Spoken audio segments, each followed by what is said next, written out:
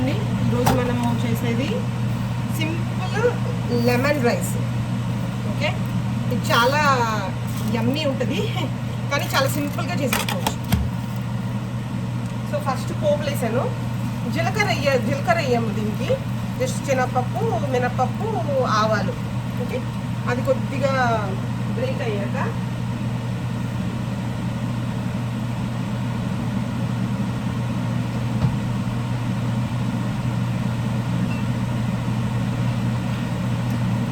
కొన్ని పల్లీలే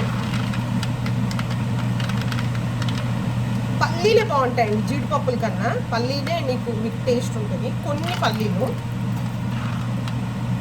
మరి ఎక్కువగా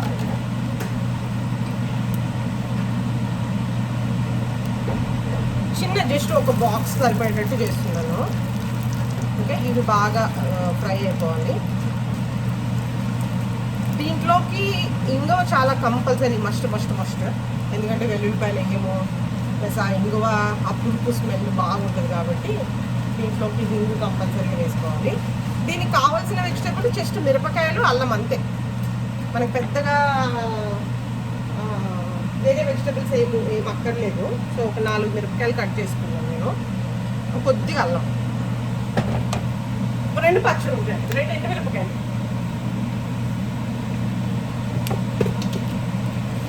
అది కొద్దిగా వేగిపోతే మనం దీంట్లో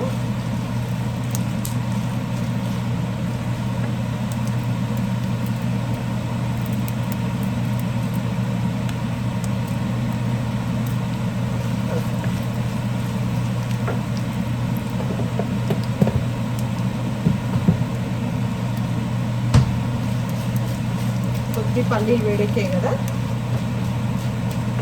ఇప్పుడు ఒక 2 పచ్చిమిరపకాయలు, 2 మిరపకాయలు, 2 అల్లం, చిన్న అల్లం, కొద్దిగా వేసుకోవాలి. మస్ట్ ఫ్రైస్లోకి, పికిల్ పోపుల్లోకి, పులిహోర ఇలాంటి వాటిల్లోకి ఇంకా కరివేపాకు మస్ట్. లేకపోతే మీరు వంట చేయకండి. దీంట్లో కొద్దిగా ఇంగు,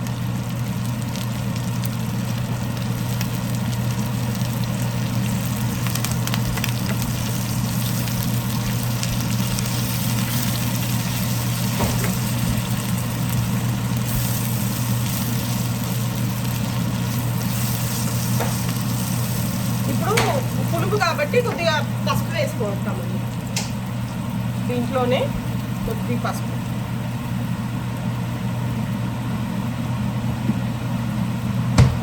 ఈ పోపు బాగా వేగిపోయిన తర్వాత దీన్ని తీసుకెళ్ళి మనం అన్నంలో కలిపేసుకోవాలి.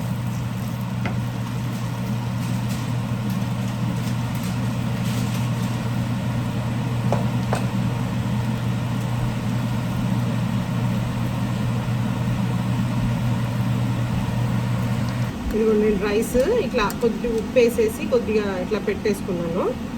ఈ రైస్లో ఇప్పుడు ఆ పోపు వేస్తా. ఇది లెమన్ జ్యూస్ గ్లాస్లో వేసి పెట్టుకున్నాను. సో లెమన్ జ్యూస్ అంతా రైస్కి పట్టించేసి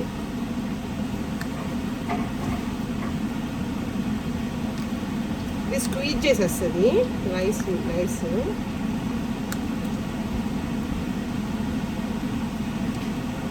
మరీ ఎక్కువ కాదు, అలానే మరీ తక్కువ, పులుపు రావాలి కదా. మరి ఎక్కువ వేసేస్తే అన్నం తడిగా అయిపోతుంది.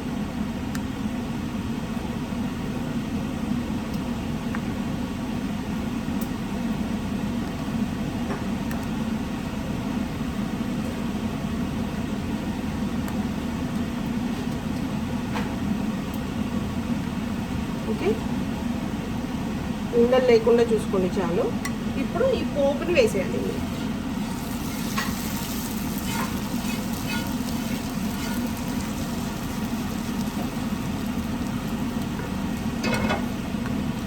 అంతే అండి, యమ్మీ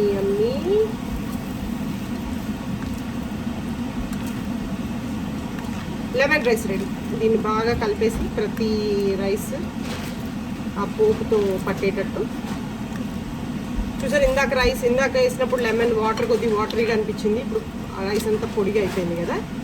so It will still take some rice.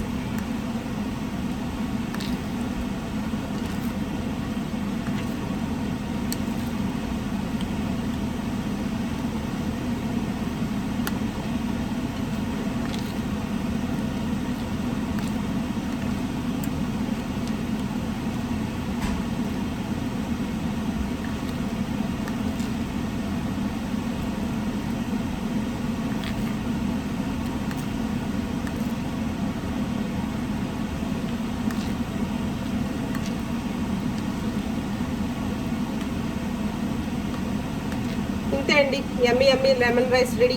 మీరు చేసుకొని మీ ఫ్యామిలీతో ఎంజాయ్ చేయండి. Thank you for watching.